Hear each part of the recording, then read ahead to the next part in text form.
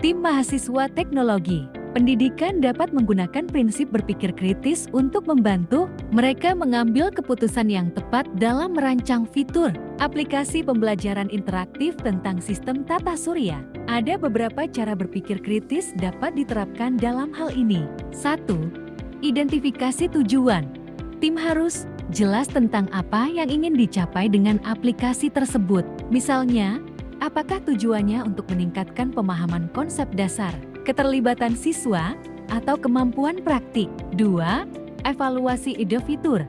Setiap fitur yang diusulkan harus dievaluasi berdasarkan relevansi dan efektivitasnya dalam mencapai tujuan.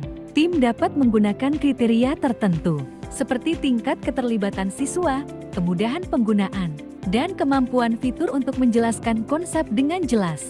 3. Analisis bukti.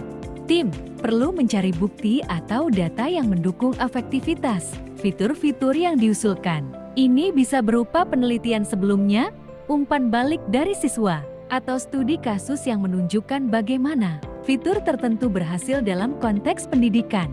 4. Refleksi dan umpan balik. Setelah memilih fitur, tim harus terbuka terhadap umpan balik dari pengguna, siswa, dan guru, dan bersedia untuk merevisi fitur berdasarkan pengalaman nyata. Dengan menerapkan prinsip berpikir kritis ini, tim dapat membuat keputusan yang lebih baik dan lebih terinformasi tentang fitur yang akan dimasukkan dalam aplikasi, sehingga meningkatkan pemahaman siswa tentang sistem tata surya. Ada 3 ide inovatif yang memanfaatkan teknologi untuk meningkatkan motivasi siswa dalam mempelajari konsep-konsep abstrak dalam sains. 1. Simulasi interaktif. Implementasi. Guru dapat menggunakan perangkat lunak simulasi atau aplikasi berbasis web yang memungkinkan siswa untuk mengamati dan berinteraksi dengan fenomena sains secara virtual. Misalnya, simulasi tentang proses fotosintesis atau siklus air, di mana siswa dapat mengubah variabel dan melihat hasilnya secara langsung. Hal ini membantu siswa memahami konsep abstrak dengan cara yang lebih konkret dan menarik. 2. Video pembelajaran animasi. Implementasi menggunakan platform seperti YouTube atau aplikasi pembelajaran lainnya. Guru dapat membuat atau menemukan video animasi yang menjelaskan konsep-konsep sains dengan visual yang menarik. Video ini bisa diiringi dengan narasi yang menjelaskan proses secara sederhana. Siswa dapat menonton video ini di kelas atau sebagai tugas rumah, sehingga mereka dapat belajar dengan cara yang lebih menyenangkan. 3. Pembelajaran berbasis game. Implementasi mengembangkan atau menggunakan aplikasi game edukatif yang mengajak siswa untuk bermain sambil belajar. Misalnya, game yang menantang siswa untuk menyelesaikan masalah sains atau teka-teki yang berkaitan dengan konsep abstrak. Dengan elemen kompetisi dan tantangan, siswa akan lebih termotivasi untuk terlibat dan memahami materi. Dengan menerapkan ide-ide ini, guru dapat menciptakan pengalaman belajar yang lebih menarik dan menyenangkan, sehingga siswa lebih termotivasi untuk memahami konsep-konsep sains yang abstrak. Sains dan teknologi adalah 2 konsep yang saling berkaitan erat, tetapi berbeda secara mendasar. Sains adalah proses penyelidikan sistematis tentang dunia alam untuk memahami bagaimana alam semesta bekerja. Ia berfokus pada penemuan pengetahuan baru melalui observasi, eksperimen, dan analisis data. Teknologi, di sisi lain, adalah penerapan pengetahuan ilmiah untuk menciptakan alat, mesin, dan proses untuk memecahkan masalah dan meningkatkan kehidupan manusia. Interaksi sains dan teknologi dalam pendidikan. Sains dan teknologi saling mempengaruhi perkembangan pendidikan. Sains menyediakan dasar pengetahuan yang mendasari pengembangan teknologi pendidikan, seperti perangkat lunak pembelajaran interaktif, simulasi ilmiah virtual, dan alat-alat laboratorium canggih. Sebaliknya, teknologi meningkatkan akses dan kualitas pendidikan sains dengan menyediakan alat-alat yang lebih efektif untuk pembelajaran dan penelitian. Contoh interaksi. A. Pengembangan kurikulum. Kurikulum sains modern mengintegrasikan teknologi untuk meningkatkan pemahaman konsep. Simulasi komputer memungkinkan siswa untuk bereksperimen dengan konsep-konsep abstrak yang sulit, didemonstrasikan secara fisik. B. Metode pengajaran. Teknologi seperti e-learning dan virtual reality meningkatkan metode pengajaran, membuat pembelajaran lebih interaktif dan menarik. C. Penelitian pendidikan. Teknologi digunakan untuk mengumpulkan dan menganalisis data penelitian pendidikan, meningkatkan pemahaman tentang proses belajar mengajar yang efektif. Perkembangan Learning Management System (LMS) dari awal kemunculannya hingga saat ini menandai evolusi signifikan dalam teknologi pendidikan. Awalnya, LMS muncul sebagai sistem sederhana berbasis teks, terbatas pada fungsi dasar seperti penyampaian materi dan pengumpulan tugas. Sistem ini seringkali terintegrasi dengan jaringan lokal intranet, dan aksesnya pun terbatas link icon. Tahap-tahap perkembangan LMS. 1. Era awal 1990-n. LMS pada masa ini masih sangat sederhana. Umumnya berupa sistem berbasis web awal yang memungkinkan penyampaian materi kuliah dalam format teks dan beberapa fitur dasar seperti forum diskusi. Akses terbatas dan antarmuka pengguna yang kurang. User-friendly menjadi ciri khasnya. Link icon. 2. Perkembangan fitur. 2000-n.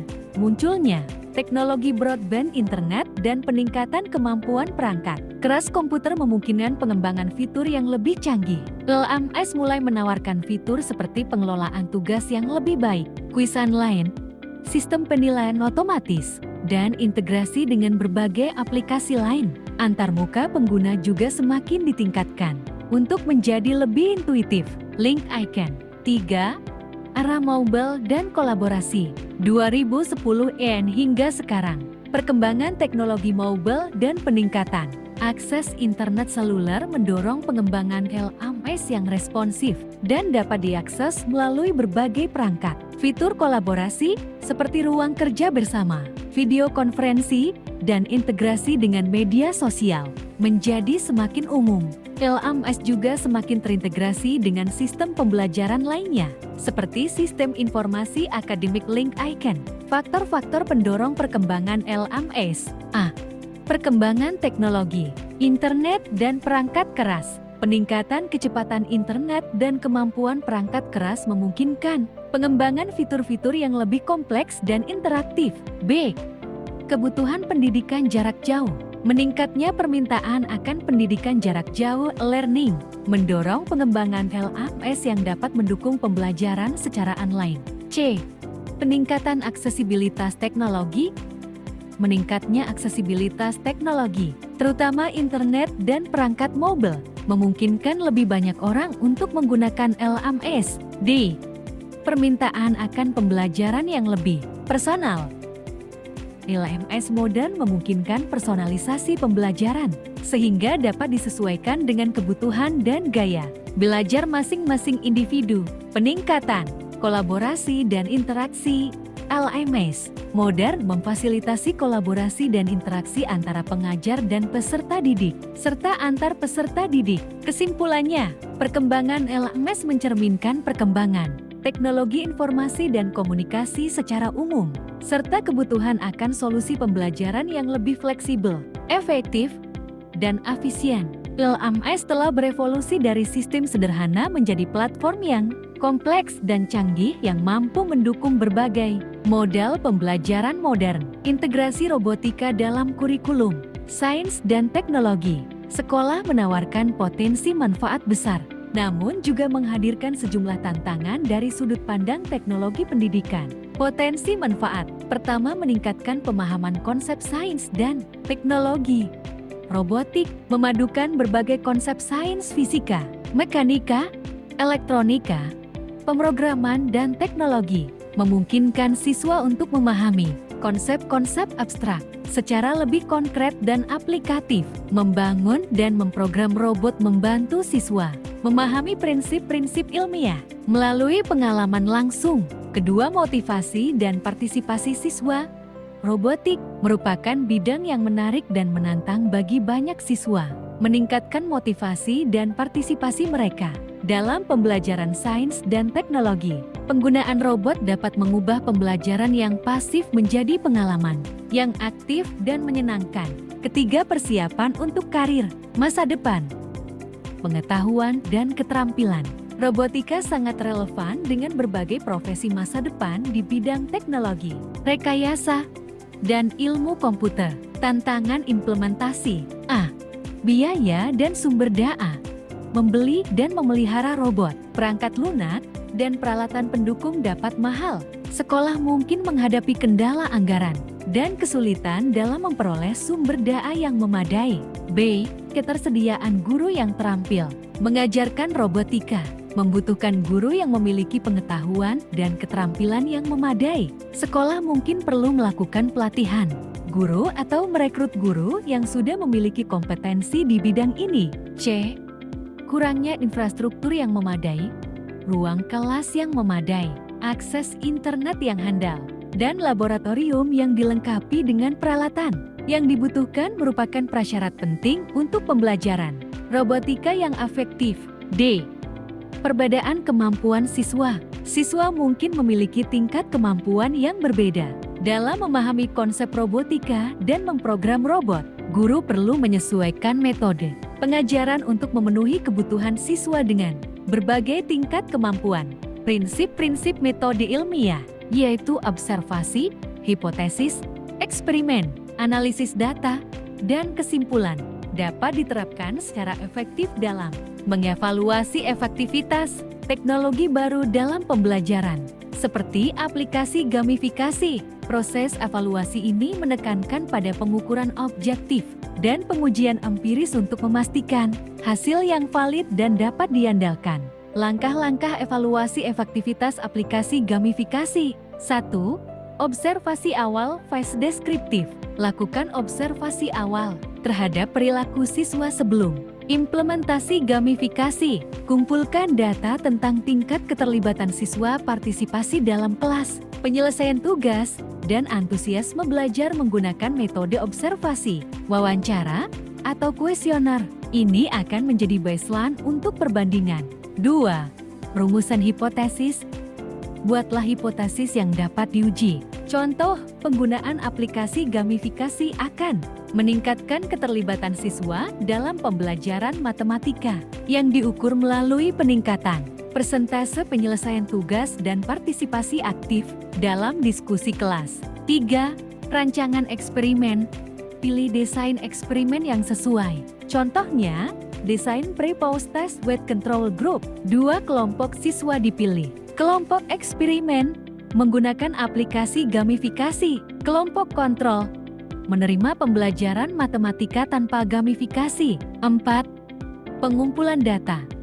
Selama periode implementasi aplikasi gamifikasi, misalnya selama 1 semester, kumpulkan data dari kedua kelompok. Data yang dikumpulkan dapat berupa kuantitatif, nilai ujian, persentase penyelesaian tugas, skor dalam aplikasi gamifikasi, waktu yang dihabiskan untuk belajar, kualitatif, observasi perilaku siswa di kelas, wawancara dengan siswa dan guru, analisis jurnal belajar siswa.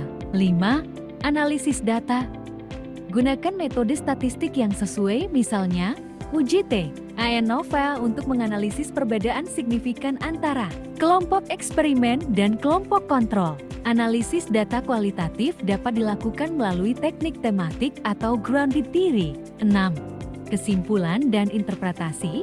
Berdasarkan hasil analisis data, buatlah kesimpulan tentang efektivitas aplikasi gamifikasi dalam meningkatkan keterlibatan siswa. Interpretasikan temuan dalam konteks penelitian dan batasannya.